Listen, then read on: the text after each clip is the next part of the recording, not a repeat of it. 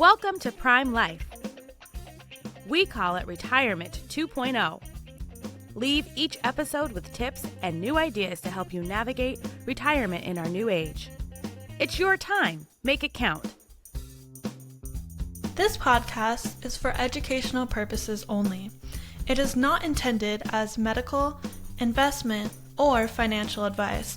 We do not sponsor or endorse any of the individuals, companies, products, or services featured on this podcast. Any statements or opinions expressed are of the individual who makes them. We hope you enjoy the episode. Hello, and welcome back to another episode of the Prime Life podcast. We are excited to be here in 2026. We're starting off January with wonderful weather, smiles, and a great guest. Mary, how are you, and how have things been the last few weeks? Well, they've been quite lovely. It's been nice to have some time off. I know families are experiencing some flus and different things, and we had some of that. And so we had to remap our gatherings, but all good. And it's good to be back in 2026. And yeah, a lot of aspirations and inspirations. So hopefully I will be above board with that and, make this a great year. How about you, Laura? Oh, things are great, but I want to lean into the aspiration and inspiration and really allow you to introduce our guest today. I think it's going to be a very interesting conversation that is going to garner interest on a few different levels. So without further ado, Mary, if you could kindly introduce our guest here today. I absolutely will.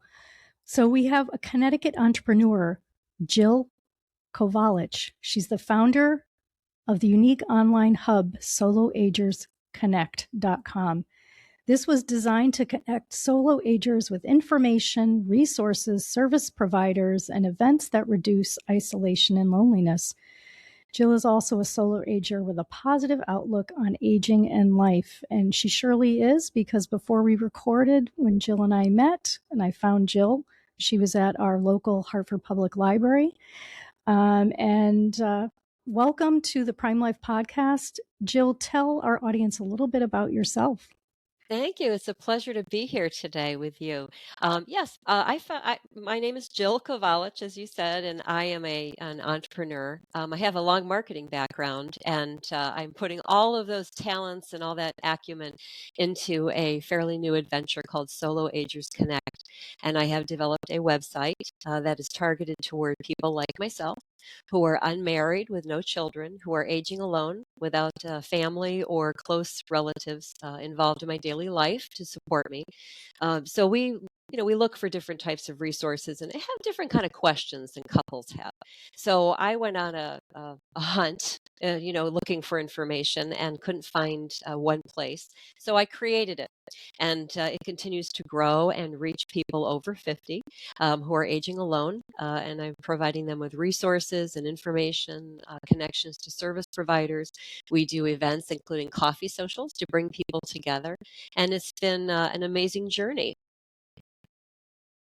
So what brought you to this point? I mean, there are individuals out there, as you mentioned, solo agers, who are, an island of one, who have, connected islands around them, but maybe, the moat doesn't cross. There's no bridges built yet. So how did you get from reality to where you are today? You mentioned that you have a marketing background and you're using acumen and experience to bring this idea to life, which you have. Tell us a little bit about that journey and how it's been going for you. Yes, it's very interesting. My life has been kind of interesting. I have been married, so I'm divorced, but I do not have any children. And at some point, as I was starting to get near 60, my parents started to get ill and pass away. And my sister and I tag teamed to take care of them at the end of their lives. And through that process, I started thinking about my own future and thinking, well, who's going to be there to help me when I'm older? And it's not just taking care of you if you're ill at the end of life. It's things like helping manage your finances when you can't pay your bills, or how do you, just manage little things like home repairs or navigating to a doctor's office, or what happens when you can't drive anymore. So that sent me on a little bit of a journey thinking, well, how do I solve these problems? And I'm very much a planner. So I figured, well, maybe I should start looking into things like, where can I age in place? Should I make those decisions soon? I used to have a dog. And she passed away at the beginning of COVID, and I'd love to have another dog again. But I thought, well, how old can I be? What if I pass away first? What happens to my pet? I don't have a child to leave it to. My spouse won't take, Fluffy. So these kind of crazy questions started coming up, and it sent me on a journey. And being a marketing person, I started connecting dots and finding pieces of data and looking at an entire picture of how life really looks. And the world is very much geared towards couples and solving couples problems, and that's okay. But what about people like me and the nearly 17 million other solo agers around the U.S., 250,000 of them in Connecticut? So I wanted to help people because I thought there are a lot of people out there like myself. I certainly know enough people like myself personally who are in the same situation, and we need information and some guidance. So that's how my journey started, and it sort of took on a life of its own. And being in marketing, I have access to good resources, so I found someone to help me build a website, and then we set up social media and all of that, and it's kind of just taken off. No, I love that. And I know when you and I chatted a while ago, you also pointed out, which I thought was interesting. Now, I know it's like you're a solo ager, so it's just you, but there are couples that don't have kids, and maybe they do and they're estranged. And I know it's like at least they have each other perhaps, but that's going to change at some point. So I'd love for you to talk a little bit about the growing number of loneliness and isolation that individuals are experiencing, especially in the solo aging population. Sure. Well, solo aging, it's kind of interesting because it's just starting to get a little bit of attention. And the word solo ager, or the term solo ager, you hear solo travel, solopreneur. It's a lot more exciting to be a solo ager than, for example, like an elder orphan, or an elderly person. A lot of people, and myself included, feel a lot younger. I mean, I'm perpetually 36 inside. I may not, be that on the outside, and that's not what my birth certificate says, but I always feel like I'm about 36. So we always think we're younger than we are. Now, solo agers can cycle into being a solo ager in different ways. So you can have been, like myself, married and divorced and not remarried. You can be a person who's never married. You can be a person who's been married for a long time and loses your spouse because they pass away. So suddenly you find yourself single. Now, there are people who are married and never have children, single people who never have children, some who do. So there's a whole variety of ways that we define family these days. But there can be people, and what I run into, and it is a lot more frequent, and it's unfortunate, is that they do have a child or two who are completely estranged. For whatever reason, they're just not in touch. They're missing in action, whatever. They've decided to disassociate from the family or from their parents. And so that person who is the parent really is aging alone. So they would consider themselves a solo ager. And it's unfortunate, but it does happen. And I do these coffee socials, and this one woman, I remember she came to it. She's married, but her husband is in a dementia care facility and has been in there for several years. And so he's not really actively participating in their relationship. And so she's looking at her life saying, well, I know what my future looks like. It will be completely without him. I need to start setting myself up for that. What does that look like? How do I meet people? What activities do I engage in? So I thought that was great that she was out there, looking for different, solutions to her situation. Now, the issue of loneliness, it's interesting. I think around COVID, or maybe just right after COVID, we heard, about this loneliness epidemic. And it's been coming on for a long time. I think COVID really just put a huge magnifier lens over a growing problem that has been started for a long time. Now, I remember back to my teenage years, pre-cell phone. I'm not 100 years old, but it was pre-cell phone. We actually talked to people and did a lot of stuff in person, and that dynamic has changed tremendously for younger people. So they are very much more isolated. So you're going to find social isolation, which means you're just by yourself and you don't have people around you. And loneliness can be, that can happen in a lot of different ways. But you're going to find that it cuts across all age groups. So where I focus on is, the age group that's closest to my life experiences. And what I've found is after college, when you're in college, if you go to college, You have a group of people that you share things in common with, and you're generally physically in the same place, like in the same dorm or sharing an apartment or something. And then you get out into the working world, and that group sort of shrinks a little bit, and now you make some friends at work. And then maybe you get into your 30s and your 40s, and life changes. You might be married, you might not, whatever. Life happens. But the thing that does happen, regardless of what path you choose, is that your social circle shrinks. All right. And is defined by people who you have time for or have immediate things in common with, whether it's PTA or, soccer moms or just work or pet people, all these types of things. So as you get older and maybe even retire and are no longer part of the workforce, suddenly that opportunity for social interaction is gone as well. And a lot of the third places, these coffee shops and different places where we meet to have conversations, or organizations, there's a huge drop off in people joining a nonprofit, like volunteering, and also going to church. Those were great social connecting places. The participation in that has dwindled significantly over time. So people's access to places where they can meet people and make friends and find people they have common things with, that's dwindled significantly. And so now, where do you go? I mean, you going online, you can connect with information, but it's not necessarily as soul satisfying as sitting down and, with a friend and having dinner or a cup of coffee and meaningful conversation, or knowing that you can pick up the phone and say, hey, there's this great concert. You want to go to the museum with me? That stuff's not happening as readily. So for me, what I wanted to do with Solo Agers is to create an avenue to solve that problem in some small way. And so I launched coffee socials. I like coffee, so it seemed good for me. I thought, well, if I have to go to these, I might as well drink coffee, right? So they've sprouted up, and people are showing up to them, and they're kind of fun. And I like it because it gives people a chance to meet in, human to human. They find someone they have something in common with. And what really brings me joy is when I see people saying, well, give me your email and your phone number, and let's go to this thing. Let's do the pickleball thing. Let's go to that concert, or let's meet up for lunch or something.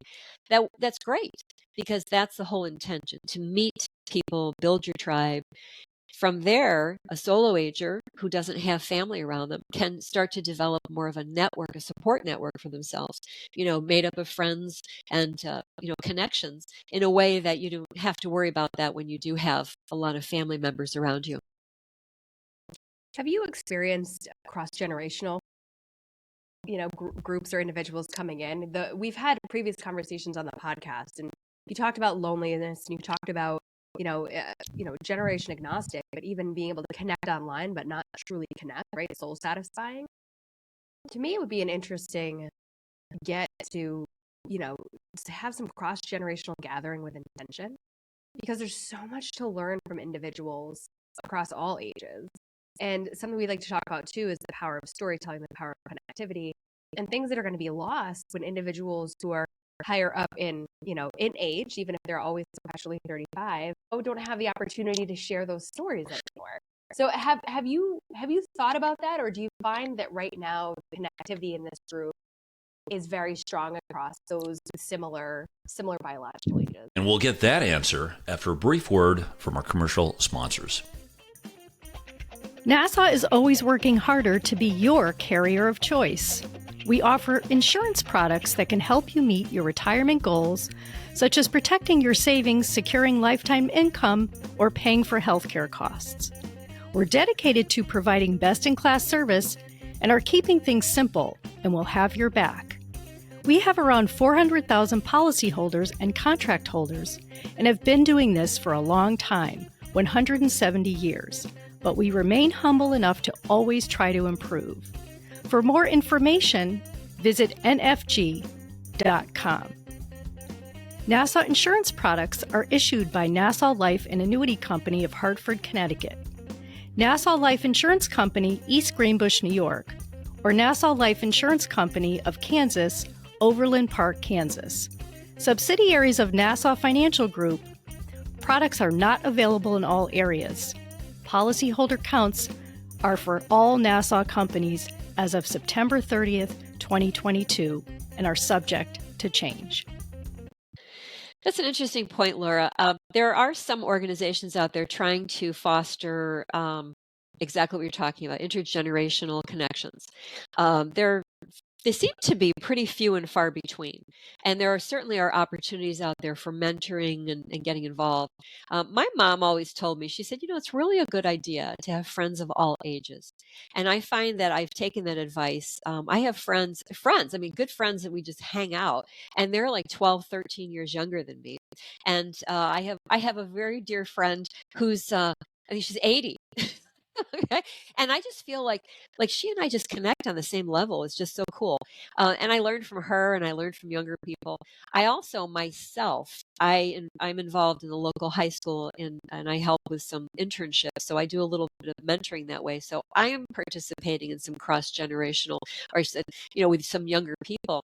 And I like that because it helps me continue learning, and I learn their perspectives, and it helps me see through their eyes changes that I'm not going to see, from my perspective. So I like that. There is a place I had heard of in California. I think it was a senior center, and I believe it was in California.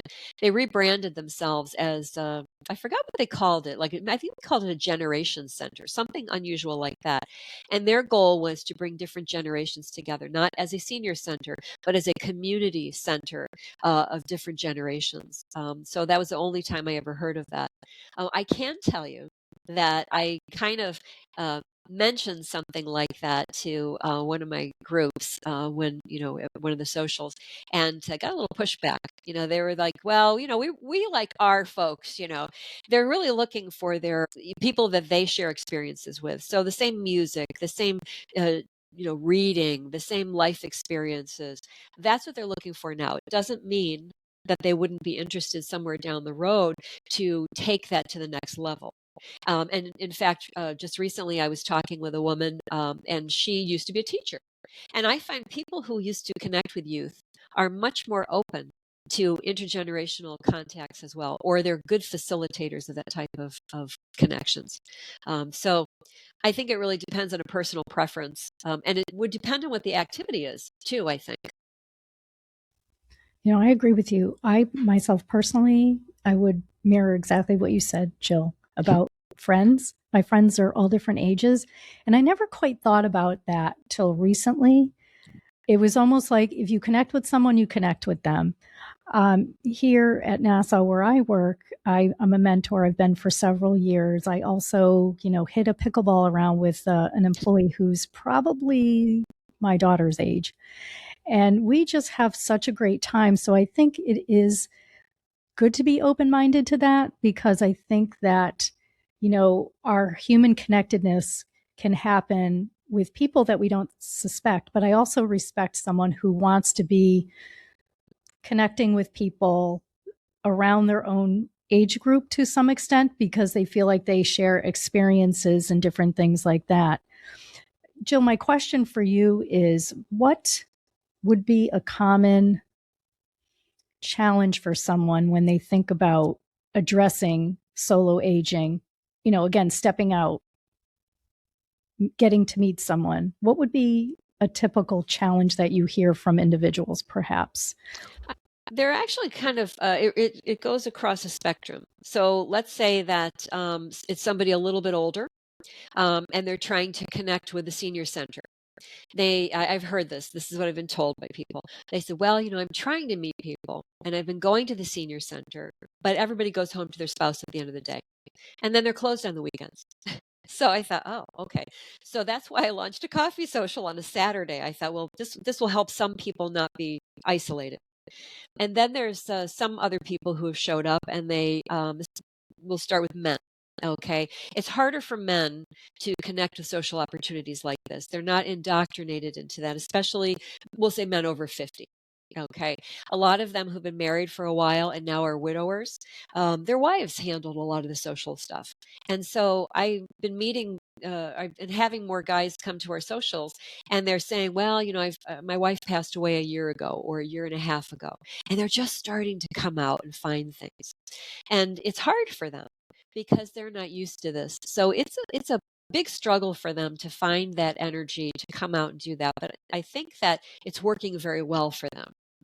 Then there are some women who have shown up, and I remember this one woman in particular, she came to one of the very first ones, and she said, "This is really difficult for me. I spent many years taking care of my husband. He passed away a few years ago. I'm just sitting alone in the house for 2 years. I've got to meet people." She said, "But I'm not a joiner and I'm not a social person. This is so hard for me to be here today." And I said, "Congratulations. You're here." I said, "That's amazing." I said, "And all you have to do is once in a while try to do different things." I said, "You'll meet some people, you'll make a friend." I said, "It'll get easier." So, some of that is the personality of being uncomfortable. I mean, it's hard. I mean, I'm a fairly outgoing person as most people see me. I like a lot of my own private time, believe me. But I go to places and I think, wow, okay, now I got to put on my extrovert face, and I have to be the hostess or something. That takes a lot of energy. And a lot of people are not comfortable with that role. And so it's harder for them. The other thing is finding information. Newspapers have pretty much shriveled up to be non-available. So if you are over 60 and you are not a savvy computer user, you just might not be able to find all these online calendars and subscribe to all these things that where you find stuff. And not everybody is using social media. They're certainly not using it the way younger people under 40 are using it. So connecting with and finding the opportunities is hard enough. So those are just some of the small challenges. If you have transportation issues and stuff like this, that just compounds everything.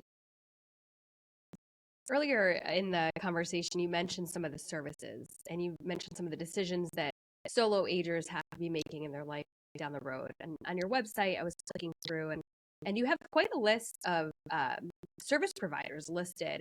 Do you mind talking us through, if there are service providers out there or if there are individuals who want to become part of this community? Tell us a little bit about how people get involved with you. This sounds amazing. Is this something I join? Do I show up? How does it work from both a provider standpoint and an attendee standpoint? Yeah, go to the website, send me a message. Yes, they can go to soloagersconnect.com. And that's the website to go to. And there you will find insights, which are blogs. And what I do is I go out and I research topics that we're worried about and then put them into articles and try to help guide people towards some solutions. And then you have resources. The resources page, I'm constantly adding to that. It has lots of links for nonprofit organizations, state and federal agencies, colleges that have life learning programs, all sorts of things like that. And then the service providers page is the way I fund the website. You can be a service provider if you want to be. All right. And you feel that there's value in getting your services or products to this population. But you need to be a valid and established business. And you need to if you have to be licensed, that has to be in good standing. So if you are, have a contractor's license or, some sort of practicing license, we verify that that's in good order. And you have to have good ratings. Now, what that means is if you have Google ratings, we're looking for a 4.0 or higher, but they can be other things like recommended on Facebook, or they can be Yelp or Better Business Bureau. In essence, I vet these service providers much the same way that I would when I'm hiring someone. Is it a legitimate business? What do other people think of them? Are they licensed well? Are they in good standing? So that's how, that whole page works. I'm constantly building a curated list, and that's what I call it, a curated list, because it's not a random sign yourself up type situation. We want to make sure that people utilizing the services can trust them. So that's kind of how that is. But yes, if somebody wants to inquire about a listing, then right on that service providers page, and I think at the bottom footer of the whole website, there's, you can click a link there and then connect with me, and we'll talk and take it from there. But yes, I invite definitely. We're looking for legal and financial, advisors, medical. There's really nothing that a solo ager doesn't need, except maybe daycare for children, okay, and parenting programs, things like that. Other than that, it's a very much an open market. We need a lot of help. We need handymen and electricians and help cleaning houses and lawn care and pet services and pretty much everything. Well, it sounds great. Good resources, Laura. That was a great question that you had. So as we get to the end of our conversation with you today, Jill, we ask every guest that comes on Prime Life, you could do anything you want. You're quite an accomplished woman. Why do you get up every day and do what you do?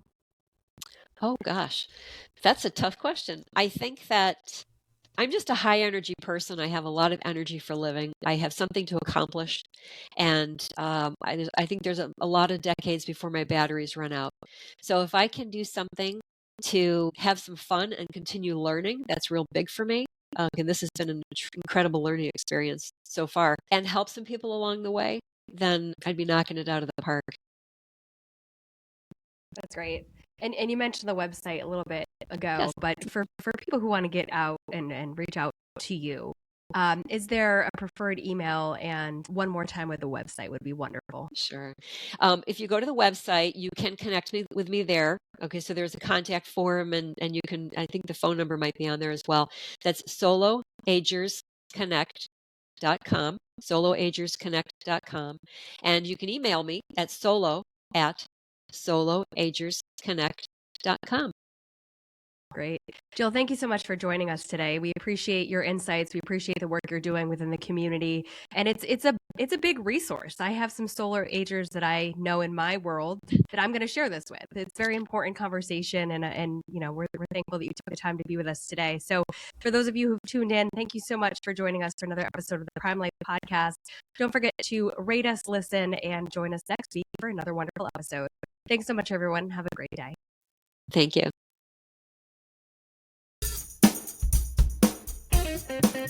Remember to subscribe to the Prime Life podcast anywhere you find podcasts. You can find all of our episodes, contact information, and more on our website, primelifepodcast.com. Stay connected with us. Follow us on LinkedIn, Instagram, Facebook, and TikTok.